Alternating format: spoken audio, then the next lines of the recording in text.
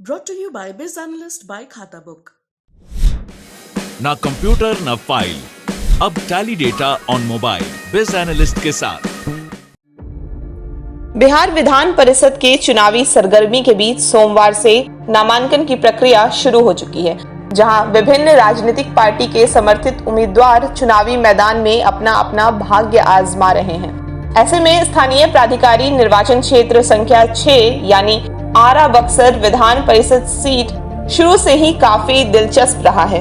बता दें कि इस सीट से 2 बार राजद समर्थित उम्मीदवारों ने चुनाव जीता था, जिसमें पहली बार 2003 में लालदास राज विजयी हुए थे और दूसरे टर्म यानी 2009 में जदयू के बाहुबली विधायक सुनील पांडे के छोटे भाई हुलास पांडे ने जीत हासिल की थी।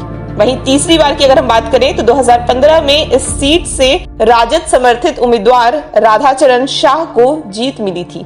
राधाचरण शाह चुनाव जीतने के कुछ दिनों के बाद ही राजद को छोड़ जदयू का दामन थाम लिए थे और एक बार फिर से एनडीए प्रत्याशी के रूप में चुनावी अखाड़े में चुनाव लड़ने के लिए आ गए हैं। आपको बता दें कि एनडीए प्रत्याशी राधाचरण शाह उर्फ सेठ जी पेशे से व्यवसायी वर्ग से हैं और इनका बालू कारोबार भी चलता है। वहीं अगर हम बात महागठबंधन की करें तो भोजपुरी फिल्म इंडस्ट्री के अभिनेता अनिल सम्राट को टिकट देकर विधान परिषद चुनाव में बतौर उम्मीदवार के रूप में खड़ा किया गया है। महागठबंधन प्रत्याशी अनिल सम्राट भी एक बार संदेश विधानसभा से निर्दलीय प्रत्याशी के तौर पर चुनाव लड़े थे, लेकिन उसमें उन्हें हार का सामना करना पड़ा था। वहीं इस बार भी मुकाबला सीधे आमने सामने का हो रहा है। पहले सुनिए एनडीए प्रत्याशी राधाचरण शाह का क्या कहना है इस मौके पर।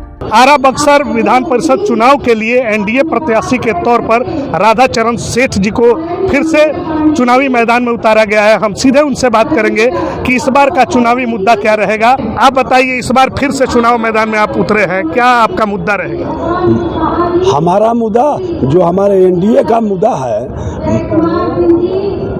इतना न मैंने काम हमारे नेता किए हैं, नल जल नल बिजली रोड सड़क गिनाते गिनाते हम थक जाएंगे। लेकिन हमारे नेता नरेंद्र मोदी जी, आदरणीय नेता बिहार के मुख्यमंत्री नीतीश जी, हमारे जो सबका साथ सबका विश्वास लेकर नरेंद्र मोदी जी चल रहे हैं, न्याय के साथ विकास हमारे नीतीश जी लेकर चल रहे हैं। उसी यदि पूरा बिहार का विकास चल रहा है। पहले 2005 का पहले का बिहार और आज का बिहार हर जनता एक लोग जानते हैं।